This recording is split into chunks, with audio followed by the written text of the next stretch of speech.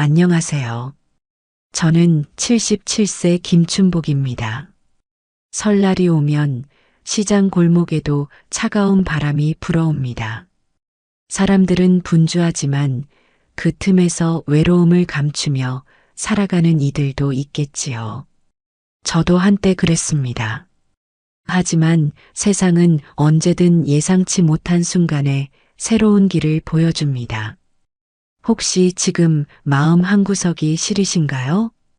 혹시 지금 외롭고 막막하신가요?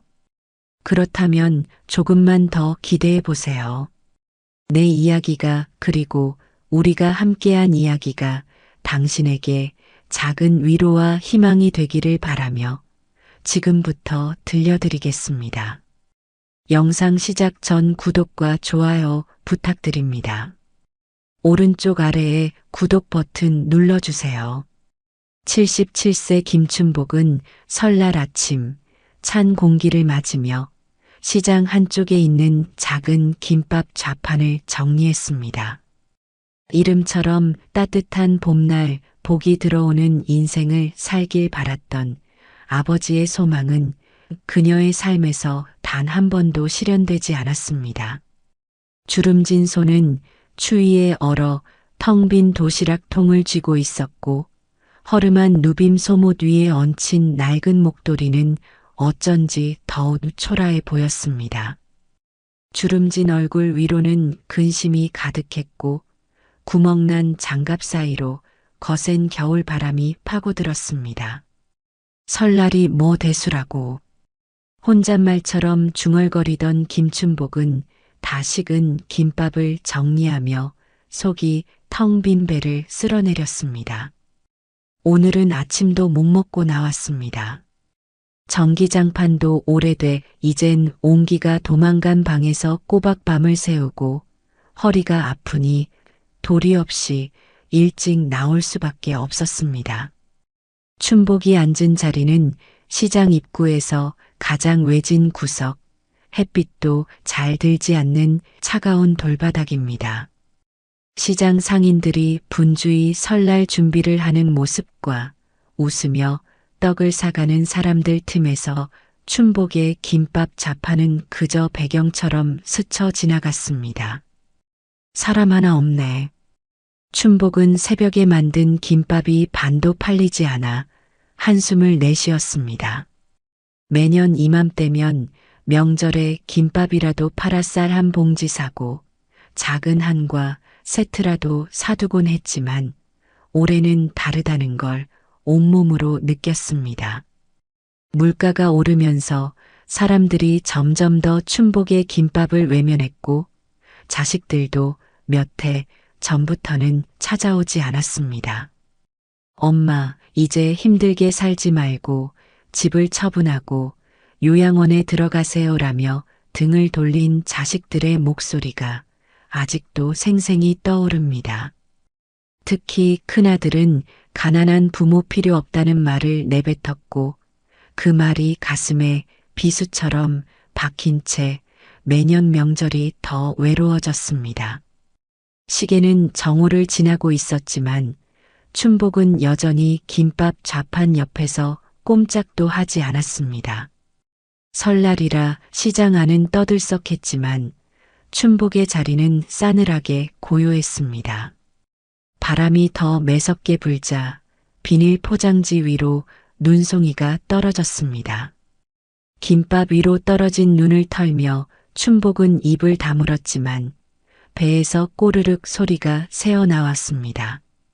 새벽부터 아무것도 먹지 못한 배는 울리고 손은 바람에 얼어 감각이 사라지고 있었습니다. 뭘 좀 드셔야죠. 이러다 쓰러지세요. 시장 한쪽에서 지나가던 젊은 상인이 김밥을 보며 걱정스레 말을 건넸습니다. 춘복은 멋쩍게 웃으며 괜찮아요.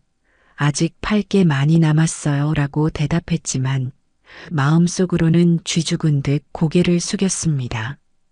누군가의 동정조차 낯설게 느껴지는 설날, 춘복은 굶주림을 억누르며 고개를 숙이고 다시 김밥을 정리했습니다. 그런데 그때였습니다. 뭔가 예감이라도 한 듯 오래된 핸드백 속에서 삐소리가 울리며 한 통의 메시지가 도착했습니다. 김춘복님, 보상금 수령 가능. 재개발 지역 확정. 짧은 메시지 한 줄이 춘복에 멈춰있던 손을 떨게 했습니다. 몇십 년 전 남편과 함께 어렵게 살던 시절 가진 땅을 담보로 했던 적이 있었습니다. 여긴 그냥 논밭일 뿐이야 라며 아무도 관심을 주지 않았던 땅이 재개발로 가치가 폭등해 보상금이 무려 100억 원이라는 믿기 어려운 소식이 도착한 것이었습니다. 춘복은 메시지를 몇 번이고 읽으며 손이 떨렸습니다. 설마 이게 나한테 오는 거라고? 춘복의 눈가에 뜨거운 눈물이 맺혔습니다. 평생 고생하며 살아왔지만 이렇게 세상이 자신에게 작은 희망을 줄 줄은 몰랐습니다. 배고픔도 외로움도 그리고 자식에게 들었던 모욕적인 말도 모두 생각났지만 춘복은 곧 마음을 다잡았습니다. 이 돈으로 진짜 복을 나눌 수 있겠구나. 그날 저녁 춘복은 아무도 모르는 조용한 시장방으로 들어가 마음속으로 새로운 시작을 다짐했습니다. 설날, 이 복은 혼자서 누리면 안 되지. 춘복은 다시 눈물을 닦으며 설거지를 시작했습니다. 다음 날부터는 더 큰 변화를 준비하기로 다짐하며 오래전 자신에게 어울리지 않던 이름의 의미를 되새겼습니다.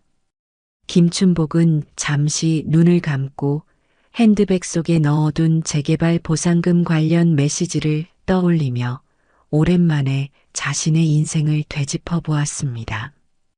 어린 시절은 고단했지만 그래도 따뜻했던 기억이 떠올랐습니다. 춘복은 경기도의 작은 농촌 마을에서 태어났습니다. 가난한 농부였던 아버지는 딸에게 따뜻한 봄날 복이 들어오라며 춘복이라는 이름을 지어주었습니다. 어린 춘복은 논밭에서 뛰어놀며 가난 속에서도 행복을 느꼈습니다. 아버지는 딸이 초등학교에 갈 때마다 새 신발을 사주었고 우리 딸은 분명 훌륭한 사람이 될 거야 라며 춘복의 머리를 쓰다듬어 주곤 했습니다. 그러나 행복했던 시간은 오래가지 않았습니다. 초등학교 4학년 무렵 아버지는 갑작스러운 병으로 쓰러졌고 치료비를 마련하기 위해 어머니와 춘복은 동네를 떠나야 했습니다. 춘복은 학업을 포기하고 어머니와 함께 공장에서 일하며 하루하루를 버텼습니다. 괜찮아. 복은 언젠가 들어올 거야. 어머니는 늘 딸을 위로했지만 춘복의 어린 마음 속에는 끝없는 결핍과 외로움이 쌓여갔습니다. 20살이 되던 해 춘복은 한 공장에서 일하다 남편을 만났습니다. 그는 시골에서 올라온 순박한 청년이었고 둘은 사랑을 키워갔습니다. 결혼 후 작은 논밭을 마련해 자립을 꿈꾸었지만 경제적으로는 늘 벅찼습니다. 쌀값은 떨어지고 아이들이 태어나면서 춘복의 어깨는 점점 더 무거워졌습니다. 이 땅은 언젠가 금싸라기가 될 거야. 절대 포기하지 말자. 남편은 웃으며 말했지만 가난은 두 사람을 점점 더 짓눌렀습니다. 가장 큰 시련은 남편의 갑작스러운 죽음이었습니다. 아이들이 중학생이던 시절 남편은 사고로 세상을 떠났고 춘복은 새 아이를 홀로 키우기 위해 시장에서 김밥을 팔기 시작했습니다. 매일 새벽 4시에 일어나 김밥을 싸고 시장 구석에서 자리를 잡는 것이 그녀의 일상이 되었습니다. 이 김밥으로 애들 대학이라도 보내야지. 춘복은 스스로를 다독이며 버텼지만 현실은 냉혹했습니다. 아이들이 커갈수록 춘복은 점점 더 외로워졌습니다. 큰아들은 엄마 고생 많으셨죠라며 효도하는 듯 했지만 실제로는 춘복에 가진 돈을 빼앗아 갔습니다. 둘째 딸은 결혼 후 엄마도 이제 좀 쉬세요. 우리는 엄마 짐이 되고 싶지 않아요라며 연락을 끊었습니다. 셋째 아들은 대학 등록금을 위해 고생한 어머니의 희생을 잊고 엄마는 우리 인생에 더 이상 간섭하지 말라고 차갑게 말했습니다.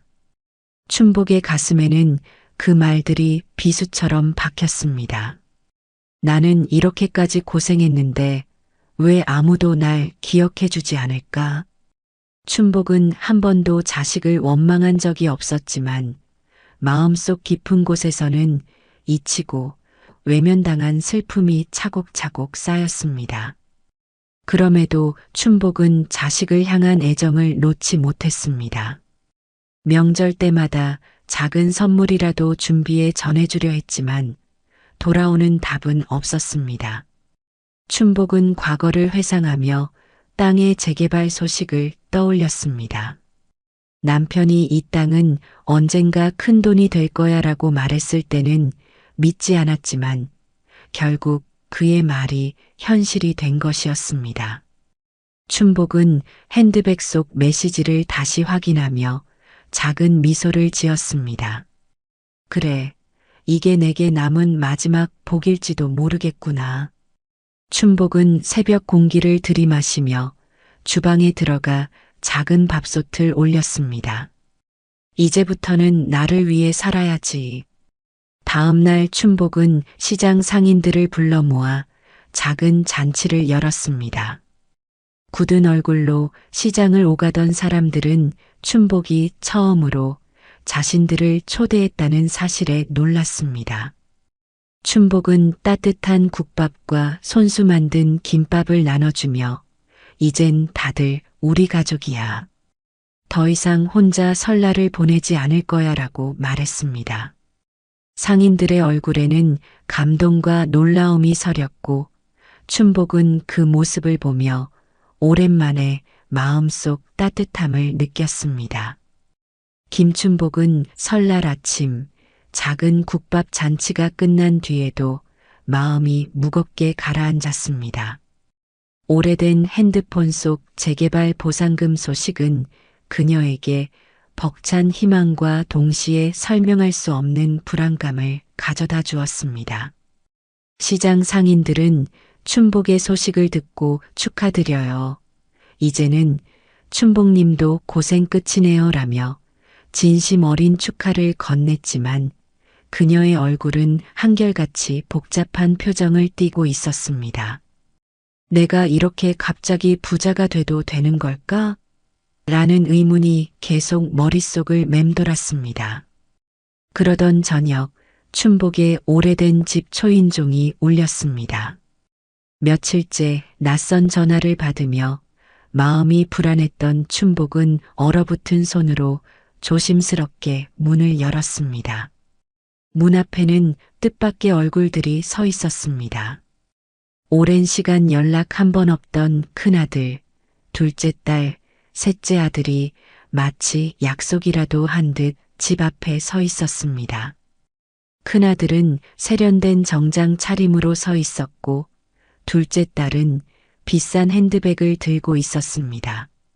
셋째 아들은 고급 자동차 키를 손에 들고 있었지만 세 사람 모두 춘복의 얼굴을 보며 어색한 웃음을 짓고 있었습니다.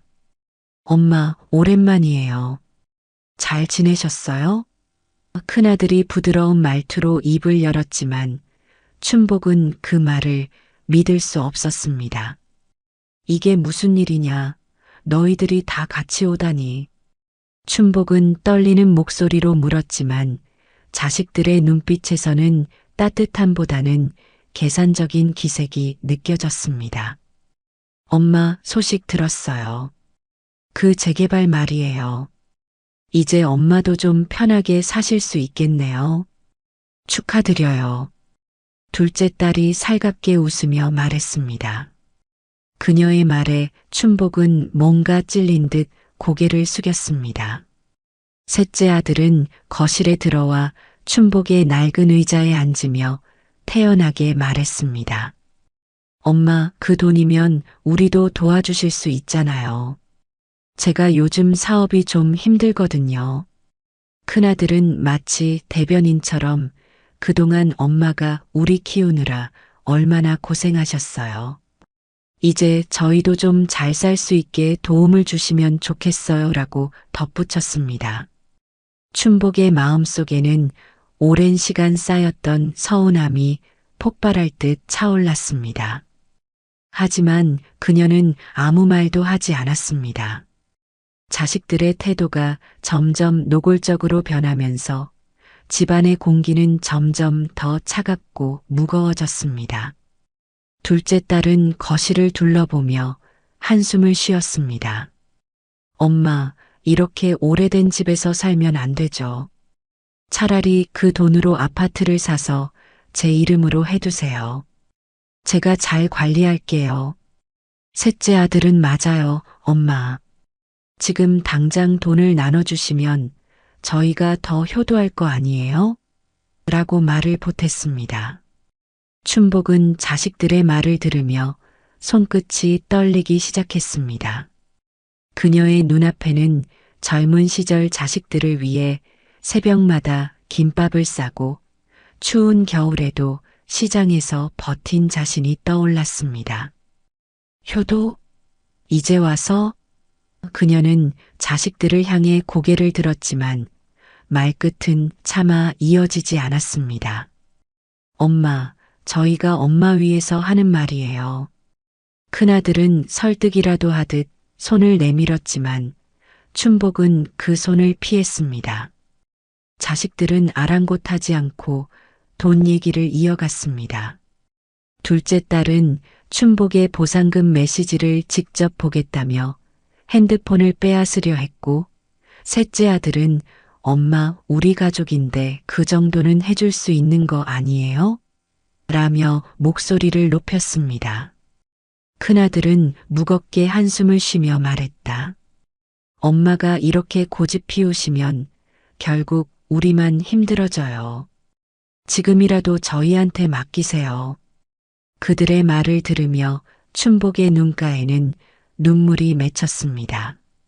이렇게까지 날 몰아세우는구나. 마음속에서 억울함과 분노가 끌어올랐지만 그녀는 잠시 침묵했습니다. 그리고 결국 자리에서 일어나 떨리는 목소리로 말했습니다. 너희들 말은 다 들었으니 이제 돌아가거라. 오늘은 내가 할 말이 없구나. 자식들은 당황하며 엄마, 저희가 나쁜 의도로 온 게 아니에요라며 애원했지만 춘복은 더 이상 귀 기울이지 않았습니다. 그녀는 문을 열어주며 오늘은 여기까지다라고 말했습니다. 자식들은 여전히 불만 가득한 표정으로 문 밖을 나섰습니다. 춘복은 문을 닫자마자 한숨을 쉬며 바닥에 주저앉았습니다. 손끝은 여전히 떨리고 있었고 눈물은 그녀의 주름진 뺨을 타고 흘러내렸습니다. 내가 뭘 잘못했을까? 자식을 위해 살았던 게 이렇게 돌아오는 건가? 춘복은 떨리는 손으로 찬장을 열고 오래전 자식들에게 주려고 준비했던 떡 한 상자를 꺼냈습니다. 차갑게 굳어버린 떡을 바라보며 그녀는 조용히 속삭였습니다. 내 복을 나눠줄 사람들은 너희들이 아닌가 보다. 김춘복은 자식들을 집에서 돌려보낸 뒤 며칠 동안 마음의 동요를 멈출 수 없었습니다. 문득 조용한 집안 구석구석을 둘러보니 오래된 벽지, 삐걱거리는 바닥, 낡은 냉장고가 눈에 들어왔습니다. 이곳은 남편과 함께 시작한 삶의 첫 터전이었고 자식들이 커가며 웃음소리로 가득했던 곳이었습니다. 하지만 지금은 아무 소리도 없는 고요함 속에서 과거의 따뜻한 기억이 서글프게 느껴졌습니다. 그녀는 자신을 향한 자식들의 태도를 곱씹으며 복잡한 마음으로 하루하루를 보냈습니다. 내가 잘못한 걸까? 자식들을 키우며 너무 희생했던 걸까? 며칠 후 평온함을 깨는 일이 또다시 벌어졌습니다. 이른 아침부터 들려오는 초인종 소리에 춘복은 가슴이 철렁 내려앉았습니다. 설마 또 문을 열자마자 예상대로 큰아들과 둘째 딸이 서 있었습니다. 큰아들은 여전히 말끔한 정장을 차려입었지만 얼굴에는 조급함이 서려 있었습니다. 둘째 딸은 한 손에 무언가 서류를 들고 있었고 거칠게 말문을 열었습니다. 엄마, 이제 결정을 내리셔야 해요. 저희가 엄마를 위해 더 이상 기다릴 수 없어요. 춘복은 당황스러움에 말문을 닫은 채 자식들을 바라보았습니다. 엄마, 이렇게 말씀드려서 죄송하지만 이건 다 엄마를 위한 거예요. 큰아들은 기름기 가득한 말투로 설득을 시도했지만 춘복은 점점 그 말 속에 담긴 조소를 느낄 수 있었습니다. 둘째 딸은 가져온 서류를 탁자 위에 던지며 강하게 말했다. 여기에 서명만 하시면 돼요. 재개발 보상금 중 일부만 우리한테 나눠주면 되잖아요. 엄마는 아직도 고집 피우고 계세요? 이건 내 돈이다. 내가 평생 고생해서 여기까지 온 건데 너희들이 왜 내게 이런 걸 요구하니? 춘복은 떨리는 목소리로 대답했습니다. 그러나 둘째 딸은 엄마 그러니까 저희도 어렵다고요.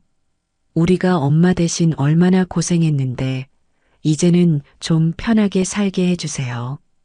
라고 냉소적으로 받아쳤습니다. 큰아들은 한 발 더 나아가 엄마가 안 해주시면 저희가 정말 나쁜 아들, 딸이 돼야겠어요? 라며 은근히 협박을 하기 시작했습니다. 셋째 아들까지 뒤늦게 등장하며 갈등은 절정에 이르렀습니다. 그는 거친 말투로 소리를 질렀습니다. 엄마, 여기 서명 안 하면 소송이라도 걸겠어요. 엄마는 우리 엄마잖아요. 이게 당연한 거 아니에요? 그 말에 춘복의 마음속 억눌렸던 분노가 서서히 터져나왔습니다. 너희는 나를 필요로 하지도 않았고 나를 가족으로 여기지도 않았잖아. 그런데 돈이 생기니까 갑자기 찾아와서 이게 무슨 짓이냐? 춘복의 눈에는 뜨거운 눈물이 흘렀습니다. 자식들은 그런 어머니의 마음을 헤아리기는커녕 오히려 조바심에 가득 찬 표정을 지었습니다. 어머니, 돈만 주시면 저희가 잘 살게 해드릴게요. 더 이상 고집 부리지 마세요. 큰아들이 소리쳤습니다. 셋째 아들은 테이블 위에 있던 보상금 관련 문서를 강제로 손에 쥐고 서명하도록 종용했습니다. 춘복은 그런 자식들을 바라보며 손끝이 떨렸습니다. 그녀의 머릿속에는 남편이 했던 말이 떠올랐습니다. 춘복아, 절대 내가 고생해서 얻은 걸 쉽게 내어주지 마라. 그건 내 인생의 증거니까. 그 순간 춘복은 더 이상 참을 수 없었습니다. 그녀는 자리에서 벌떡 일어나 떨리는 목소리로 외쳤습니다. 당장 나가. 내 집에서, 내 삶에서 당장 나가라고. 이제 너희들에게 줄 것도 할 말도 없어. 그녀의 단호한 태도에 자식들은 당황했지만 결국 문을 쾅 닫고 나갔습니다. 자식들이 떠난 뒤 춘복은 텅 빈 거실 한가운데 서서 눈물을 주체할 수 없었습니다. 그러나 그녀의 눈물에는 후회만 있는 것이 아니었습니다. 춘복은 마음속으로 결단을 내리고 있었습니다. 춘복은 자식들을 향한 미련을 내려놓기로 결심했습니다. 그녀는 자리를 박차고 시장으로 향했습니다. 여전히 추운 겨울바람이 불었지만 이상하게도 이번만큼은 시장 골목의 온기가 느껴졌습니다. 그녀가 좌판을 펼치는 자리에는 익숙한 얼굴들이 있었습니다. 10년 넘게 함께 장사하며 한솥밥을 나눈 사람들. 장날이면 늘 인사를 나누고 힘든 일이 있을 때면 조용히 반찬 한 접시를 건네주던 사람들이었습니다. 며칠 전 춘복이 쓰러질 뻔했던 기억이 떠올랐습니다. 설날 장사 준비로 밤을 새운 탓인지 몸이 극도로 지쳐 있었고 김밥을 싸다가 손이 떨려 칼을 놓쳤습니다. 그때 국밥집을 운영하는 박 할머니가 다가와 걱정스레 물었습니다. 이봐, 김 사장. 오늘따라 얼굴이 안 좋아. 무리하지 말고 가게 들어가서 좀 쉬어. 에이, 괜찮아요. 아직 김밥도 못 팔았는걸요. 아직도 그렇게 고집이야? 잠깐만 기다려. 잠시 후 박 할머니는 따뜻한 국밥 한 그릇을 들고 와서는 이거나 한술 뜨고 해. 장사보다 건강이 먼저지. 라며 건넸습니다. 춘복은 그날 국밥 한 그릇에 울컥하며 눈시울이 붉어졌습니다. 또 작년 여름 폭우가 쏟아지던 날도 떠올랐습니다. 장사를 마치고 집으로 가려는데 빗물이 골목을 따라 들이쳐 춘복의 김밥 좌판이 넘어졌습니다. 장만한 재료가 바닥에 나뒹굴었고 힘없이 서 있던 그녀를 보고 야채가게 최 사장이 우산을 들고 뛰어왔습니다. 김 사장, 이게 무슨 일이야? 혼자 다 치우려 하지 말고 어서 피하라고. 그리고는 말없이 바닥에 흩어진 재료들을 주워 담았습니다. 빵집을 운영하는 이 사장도 달려와 망가진 좌판을 정리하는 걸 도왔고 떡집 아주머니는 손을 꼭 잡으며 장사 몇 푼 손해본다고 기죽지 말아요. 우리 다 같이 살자고 있는 건데 라고 말했습니다. 그때부터였다. 춘복의 마음속에서 이 사람들을 진짜 가족처럼 여기게 된 것은 그녀는 자리에서 일어나 깊이 숨을 들이마셨습니다. 그리고 상인들을 불러 모아 조용히 이야기했습니다. 여러분, 저 이제 여러분과 함께 하려고 해요. 내 복을 나눌 진짜 가족은 여기 있는 여러분들이에요. 시장 사람들은 놀란 듯 춘복을 바라보았고 곧 따뜻한 미소가 번졌습니다. 그럼 우리 이제부터 진짜 식구네. 맞아요. 춘복 언니가 이제 편하게 살 수 있게 우리가 돕겠어요. 같이 잘 먹고 잘 살자고. 그날 밤 시장 골목에서는 작은 잔치가 벌어졌습니다. 춘복은 국밥 한 그릇을 들고 오래전 박 할머니가 했던 말을 떠올렸습니다. 밥 한 그릇이 사람을 살릴 수도 있어. 이 시장이야말로 진짜 가족이고 함께 행복을 나눌 사람들이라는 것을 느꼈습니다. 설날이 지나고 시장 골목에는 작은 변화가 생겼습니다. 김춘복은 더 이상 김밥 좌판을 펼치지 않았습니다. 대신 그녀는 아침마다 시장을 돌며 사람들과 인사를 나누었습니다. 김 사장님, 이제 장사는 안 하셔도 되겠어요? 이제는 다른 일을 하려고요. 다 같이 편하게 살 수 있는 일을요.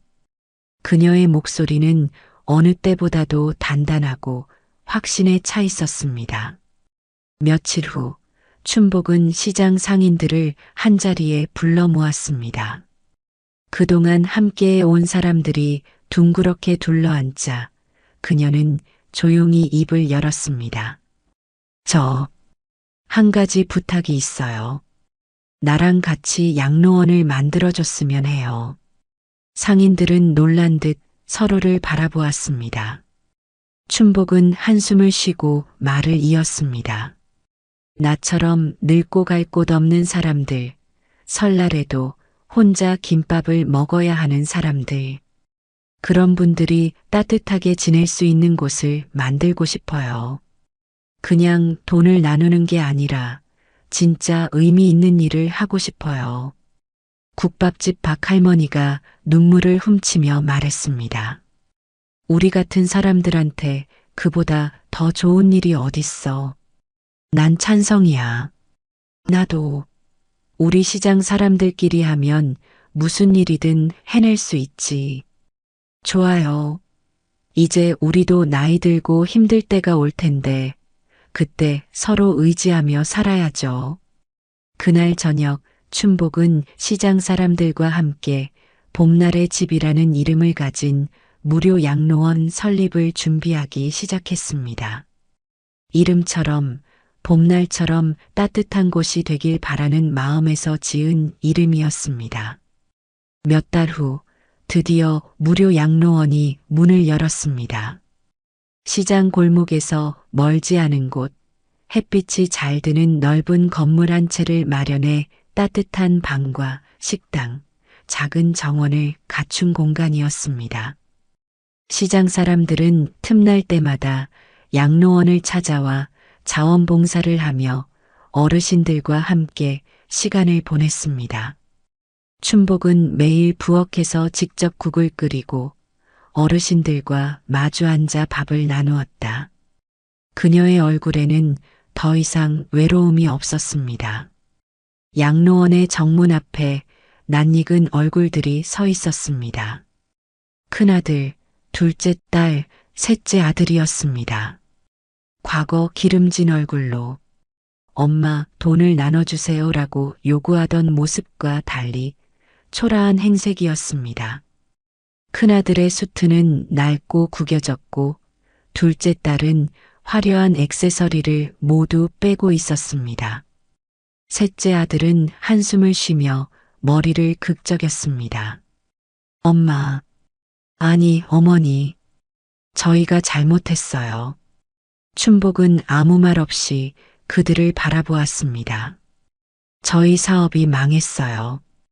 형은 사기당했고 저는 부동산 투자에 실패했어요. 막내는 직장에서 잘렸고요. 이제 아무것도 없어요. 엄마, 우리 이제 어떡하죠? 그들의 목소리는 떨리고 있었습니다. 엄마, 우리 다시 가족이 될 수 있을까요? 춘복은 천천히 눈을 감았습니다. 눈앞에는 자식들에게 김밥을 싸주던 젊은 날의 자신이 떠올랐습니다.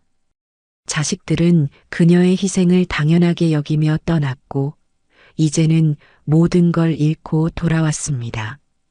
그녀는 조용히 입을 열었습니다. 가족? 가족이 그렇게 쉽게 버릴 수 있는 거였니? 자식들은 말문이 막힌 듯 아무 말도 하지 못했습니다. 춘복은 한숨을 쉬고 말을 이었습니다. 가진 게 없을 땐 버려놓고 돈이 생기니까 다시 돌아와? 이제 와서 가족이라고 말하는 게 부끄럽지도 않니? 자식들의 얼굴에는 수치심이 스쳤습니다. 엄마, 정말 죄송해요. 한 번만 기회를 주세요. 춘복은 조용히 자식들을 바라보았습니다. 하지만 그녀의 마음은 이미 결정이 나 있었습니다. 이제 와서 미안하다고 하면 다 용서가 되는 줄 아니? 넌 한때 나한테 가난한 부모 필요 없다고 했지. 그 말이 지금도 귓가에 맴돌아. 하지만 나도 이제 내 삶을 살아야 해. 큰아들은 무릎을 꿇고 빌기 시작했습니다. 엄마, 제발. 둘째 딸과 셋째 아들도 연신 고개를 숙이며 용서를 구했지만 춘복은 더 이상 흔들리지 않았습니다. 난 더 이상 너희들의 엄마가 아니라 이곳 봄날의 집 사람들의 가족이야. 이제는 내 가족을 위해 살겠어. 춘복은 뒤돌아서서 양로원으로 걸어갔습니다. 자식들은 더 이상 그녀를 붙잡지 못했습니다. 양로원으로 들어가자 박할머니와 시장 사람들, 그리고 어르신들이 반갑게 맞아주었다. 춘복은 깊은 숨을 내쉬며 미소를 지었습니다. 우리 오늘은 다 같이 떡국이나 끓일까요? 설날이니까. 좋지. 춘복 언니, 이제야 진짜 가족이 된 것 같네. 그녀는 고개를 끄덕이며 따뜻한 국물을 한 국자 떠냈습니다. 창밖에는 여전히 차가운 바람이 불었지만 양로원 안에는 봄날 같은 온기가 가득했습니다. 설날 따뜻한 음식처럼 마음도 따뜻한 명절 보내시길 바랍니다. 혼자라도 외롭지 않게, 함께라면 더 행복하게.